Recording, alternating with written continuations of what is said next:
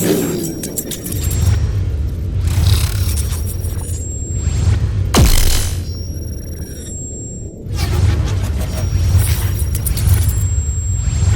آشکار در شبکه ضلالت.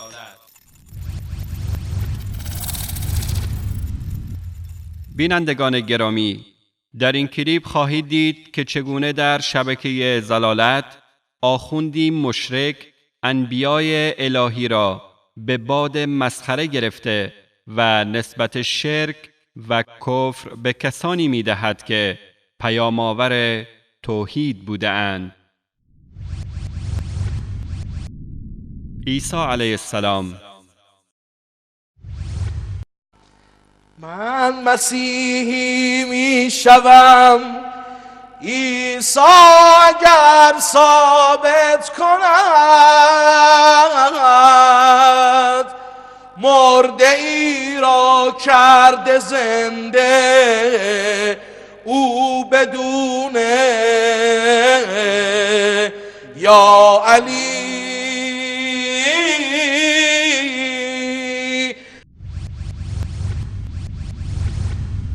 الله متعال در قرآن کریم در مورد پیامبرش عیسی علیه السلام می‌فرماید: وَإِذْ قَالَ اللَّهُ يَا عِيسَى ابْنَ مَرْيَمَ أَأَنْتَ قُلْتَ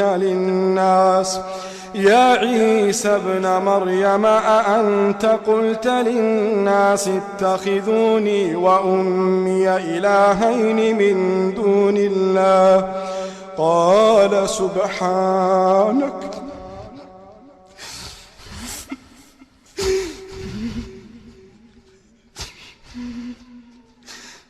سبحانك ما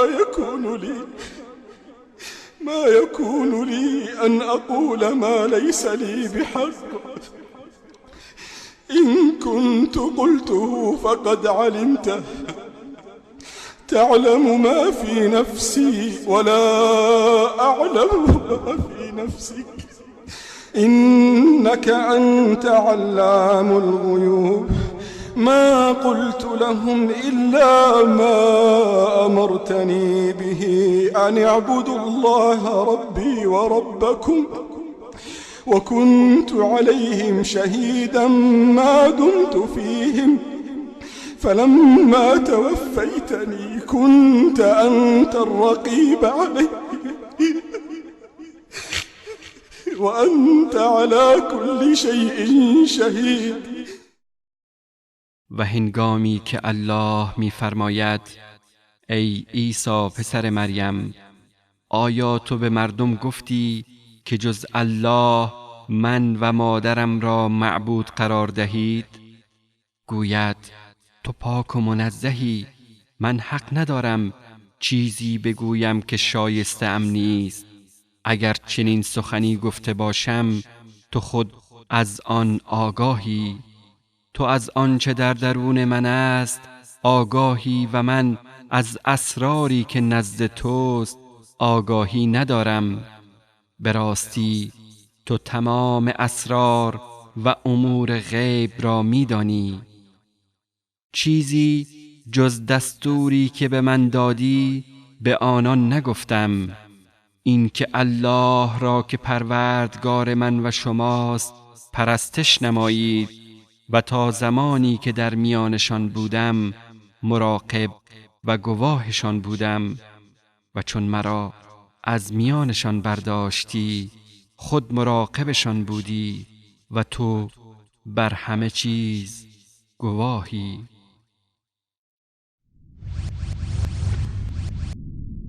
موسی علیه السلام: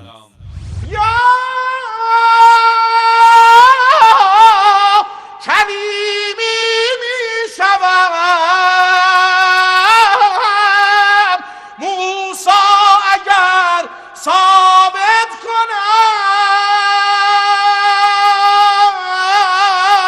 کند اژدها کرده عصا را او بدون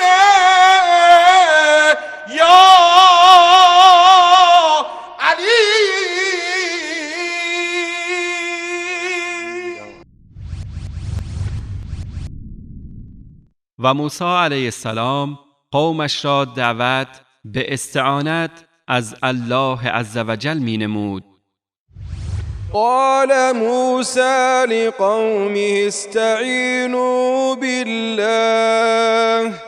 استعينوا بالله واصبروا إن الأرض لله يورثها من يشاء من عباده والعاقبة للمتقين.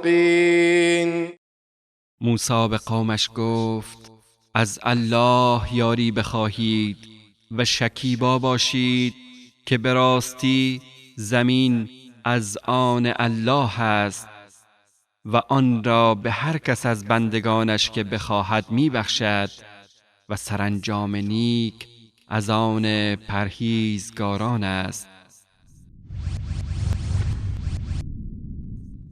و وقتی دریا در مقابلش و فرعون پشت سرش قرار گرفت، فلما تراءى الجمعان قال أصحاب موسى إنا لمدركون قال كلا إن معي ربي سيهدين. چون آن دو گروه یکدیگر را دیدند، اصحاب موسی گفتند حتما به چنگشان خواهیم افتاد. موسی گفت چنین نیست، بیگمان پروردگارم با من است و راه نجاتمان را به من نشان خواهد داد. ابراهیم علیه السلام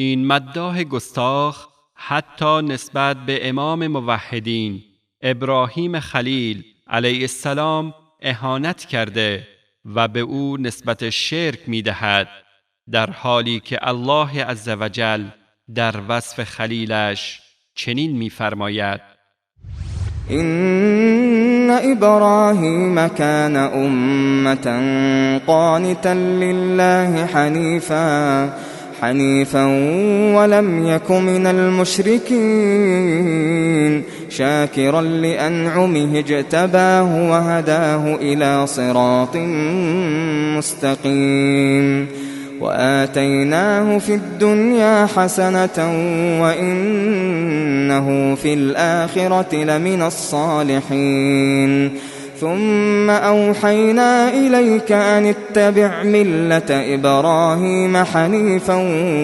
وما كان من المشركين. بیگمان ابراهیم خود یک امت فرمان بردار برای الله و نیز حنیف و حقگرا بود و از مشرکان نبود. شکرگزار نعمتهای پروردگار بود. الله او را برگزید و به راه راست هدایتش کرد و در دنیا به او نیکی دادیم و به راستی او در آخرت از بندگان شایسته است.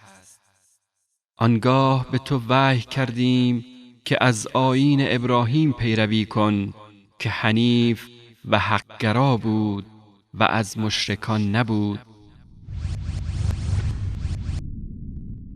بینندگان گرامی، با هم دیدیم که این آخوند مداح چگونه انبیاء الهی را مشرک معرفی می کند، در حالی که الله عزوجل نسبت به انبیاء علیهم السلام می فرماید: ذلك هدى الله يهدي به من يشاء من عباده ولو أشركوا لحبط عنهم ما كانوا يعملون.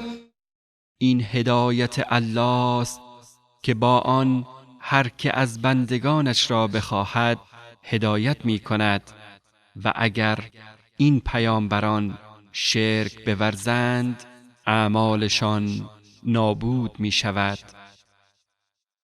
و نیز می فرماید ما كان لبشر أن يؤتيه الله الكتاب والحكم والنبوة ثم يقول للناس كونوا عبادا لي من دون الله ولكن كونوا ربانيين بما كنتم تعلمون الكتاب وبما كنتم تدرسون. سزاوار هیچ انسانی نیست که الله به او کتاب و علم و نبوت بدهد آنگاه به مردم بگوید مرا با الله عبادت کنید، بلکه باید بگوید با آموزش کتاب و خواندن آن عالمان و مردمانی ربانی باشید.